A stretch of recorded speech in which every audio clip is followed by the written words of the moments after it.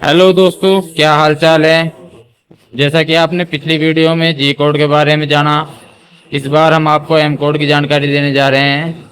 जैसा आपके सामने दिख रहा है ब्लैक बोर्ड पर, यहाँ पर पूरे एम कोड की एक लिस्ट बनाई है हमने, जो बेसिकली हमारे मोस्टली आमतौर से यूज करे जाते हैं। ऐसे तो ये 1 से लेकर 100 तक होते हैं। बाकी जो ज़्यादा ज़रूरी कोड हैं, जो ज़्यादातर यूज में आते हैं, हमने उनको ही इसमें सेलेक्ट करा है। बाकी जो छूट जाएंगे उनके लिए आगे से हम आप उसमें कमेंट कर सकते हैं, उसके बारे में डिटेल से जानकारी भी दे देंगे। अभी आप जो ज़्यादातर हमारे एम कोड यूज होते हैं उनके बारे में हम आपको बताने जा रहे हैं। सामने देख सकते हो आप, ये है M code of CNC machine. इसका मतलब होता है मिसकेलेनियस कोड या मिसकेलेनियस फंक्शन। एक तरह से मशीन कोड होते हैं।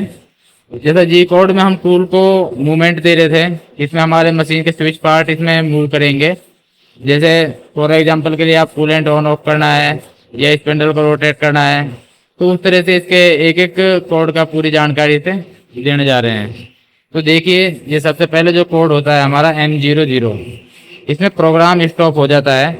जैसे हमारा कोई भी प्रोग्राम चल रहा है, उसमें जहाँ पे भी ये कोड डाल देंगे वहीं पर मशीन स्टॉप हो जाएगी। तो साइकिल स्टार्ट करेंगे तो आगे फिर रन हो जाएगी। तो इसका काम ये है कि कहीं पर भी जैसे हमें एक टूल को चलाना है, उसको बीच में हमें लग रहा है कि आगे जैसे कोई ड्रिल वगैरह चल रहा है, उसके बाद में अगला टूल चलाने से पहले हमें खतरा है कि ड्रिल टूट जाएगा, तो वहाँ पर इस कोड को डाल देंगे, उसको चेक कर लेंगे एक बार। तो सब कुछ सही है तो आगे फिर मशीन को स्टार्ट कर देंगे और प्रोग्राम रन हो जाएगा। नेक्स्ट है हमारा M01। ये होता है हमारा ऑप्शनल स्टॉप। जैसे मशीन के अंदर एक चौकी होती है M01 की ऑप्शनल स्टॉप के लिए, अगर हम उस बटन को ऑन कर देते हैं तो ये क्या करता है, हमारा वहीं पर जाके M01 पे अपनी कमांड को रीड करेगा और वहीं पर प्रोग्राम रुक जाएगा। जैसे हमारे सीक्वेंस नंबर होते हैं 1 2 3 4, जितने भी डालते हैं उसके एंड में डाल देते हैं, तो अगला सीक्वेंस नंबर तब तक नहीं चलेगा जब तक हम मशीन को साइकिल स्टार्ट नहीं करेंगे। नेक्स्ट आता है हमारा M02। ये होता है हमारा एंड ऑफ प्रोग्राम, और इसका यूज होता है हमारा, जैसे हमने इसको प्रोग्राम में कहीं पर भी डाल दिया तो मशीन वहीं पर रुक जाएगी प्रोग्राम में। और M02 और M30 में अंतर है, वो हम आपको M02 और M30 का अंतर जब M30 का नंबर आएगा तो वहाँ पर डिफरेंस भी बता देंगे इसमें। इसका मतलब ये है कि जहाँ पर इसको डाल देंगे वहीं पर मशीन रुक जाएगी। नेक्स्ट आता है हमारा M03। ये होता है हमारा स्पेंडल रोटेशन के लिए, और ये हमारा क्लॉकवाइज घूमता है, इसमें स्पेंडल है। जैसे ये क्लॉकवाइज घूमेगा और M04 में हमारा एंटी क्लॉकवाइज घूमेगा। इन दोनों में अंतर ये है कि एक क्लॉकवाइज घूमता है, एक एंटी क्लॉकवाइज घूमता है। नेक्स्ट है हमारा M05। इसका यूज होता है हमारा स्पेंडल को स्टॉप करने के लिए। जैसे प्रोग्राम के एंड में डालेंगे तो मशीन चलती रहेगी, उसको रोकना है तो स्पेंडल को स्टॉप करने के लिए M05 का यूज करेंगे। नेक्स्ट आता है हमारा M08। ये हमारा कूलेंट ऑन के लिए रहता है।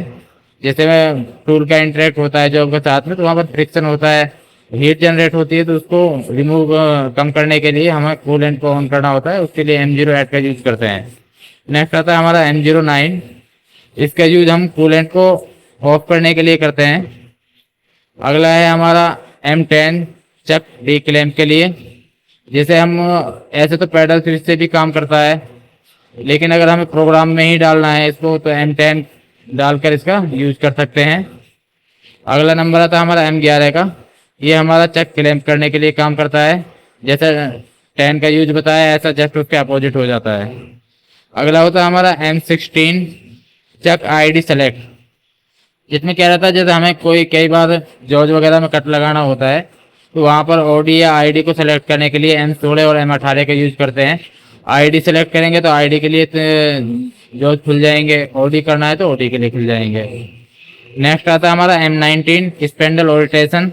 जैसे स्पेंडल को लॉक करना होता है हमें, जैसे जॉर्ज वगैरह खोलने हो या कोई और मशीन का फंक्शन के रिलेटेड इसकी जरूरत पड़ती है, तो वहाँ पर M19 का यूज करते हैं। मोस्टली तो इसका स्पेंडल को लॉक करने के लिए ही करते हैं। नेक्स्ट आता है हमारा M20। ये होता है हमारा स्पेंडल ओरिएंटेशन कैंसिल। जैसे इस स्पेंडल हमारा लॉक था और M20 डाल देंगे तो मतलब स्पेंडल फ्री हो जाएगा। और M30 का यूज होता है हमारा प्रोग्राम को एंड करने के लिए, लेकिन इसमें एक टर्म ऐड हो जाती है, end of program and reset and rewind. एक तरह से कहा जाए M02 और M30 में यही अंतर है कि प्रोग्राम जैसे M2 में हमारा जहाँ उसको डाल रहे थे वहीं पर रुक जाएगा, और जब तक रीसेट नहीं करेंगे तब तक वो हमारा N1 पे या हमारा होम पोजीशन पे नहीं जाएगा प्रोग्राम। लेकिन M30 का मतलब क्या होता है कि इसमें प्रोग्राम रीसेट भी होएगा और अपने पहले कमांड पे भी जाएगा। एक तरह से रीसेट होने के बाद में जहाँ से हमने साइकिल स्टार्ट करनी है शुरुआत वहीं से ही होएगी। आगे आता है हमारा M32, ये टेलीस्कोप कॉइल आउट, या ये कहें कि हमारा जो टेलीस्कोप होता है उसको बाहर निकालने के लिए इसका यूज होता है, और M33 का यूज होता है हमारा टेलीस्कोप को अंदर करने के लिए।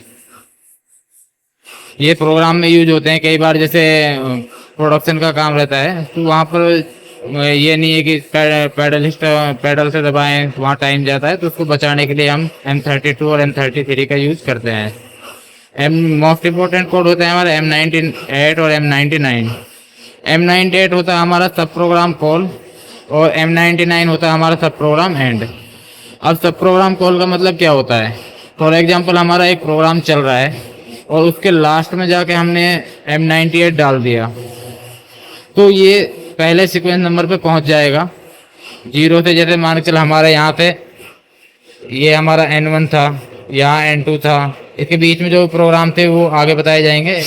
मान के चल N3 तक के प्रोग्राम थे, और यहाँ पर हमने M30 से पहले N3 के M30 से पहले हमने इसको डाल दिया और M30 नहीं डाला, तो उस कंडीशन में क्या करेगा, यहाँ से जो हमारा प्रोग्राम है उठ के फिर से N1 को स्टार्ट कर देगा, और ये साइकिल जब तक रिपीट होती रहेगी जब तक हम मशीन से रीसेट नहीं करेंगे। तो M98 का मतलब यही हो गया, जहाँ से लास्ट से प्रोग्राम को हमें फिर दोबारा वहीं से चलाना है या किसी भी सीक्वेंस नंबर से चलाना है, तो वहाँ से चलेगा और वो कंटिन्यू वो साइकिल रिपीट होती रहेगी जब तक हम मशीन को रीसेट नहीं करेंगे। बट इसके अगला होता है हमारा M99।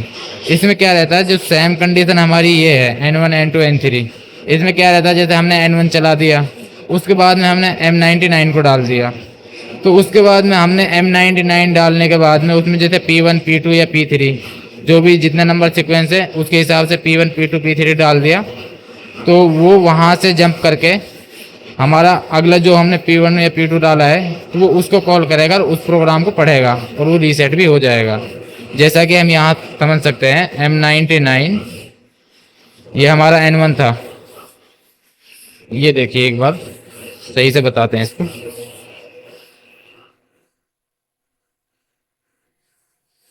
यहाँ पर जैसे N1 चल रहा था उसके बाद में N2 चलेगा। अब हमें क्या करना है,